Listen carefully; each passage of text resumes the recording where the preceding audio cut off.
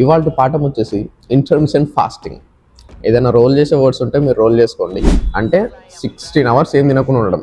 ఈ intermittent fasting, ఆ fasting, ఈ ఫాస్టింగ్ అని చేసుకుంటుంటే ఫస్ట్ ర్యాపిడ్గా 3 to 4 kgs వెయిట్ తగ్గిపోతుంది. మనమేమో ఫ్యాట్ అనుకుంటాం, కానీ ఫ్యాట్ కాదు, వాటర్.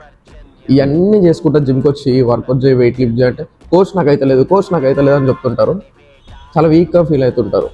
మనం ఎప్పుడైనా వర్కౌట్ చేసినప్పుడు లేదా డైట్ చేసినప్పుడు మనకు స్ట్రెంత్ కావాలి, మన ఫ్యాట్ తగ్గాలి, at the same time body tone అవ్వాలి. ఇవన్నీ చేసినప్పుడు వర్కౌట్కి బెనిఫిట్ ఉంటుంది.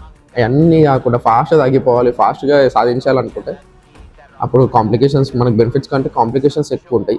సో మీ గోల్ బట్టి మీ ట్రైనర్ని సజెషన్ అడిగి అది ఫాలో అవుతేనే మీరు ఫాస్ట్గా అండ్ ఈజీగా గోల్ రీచ్ అవుతారు.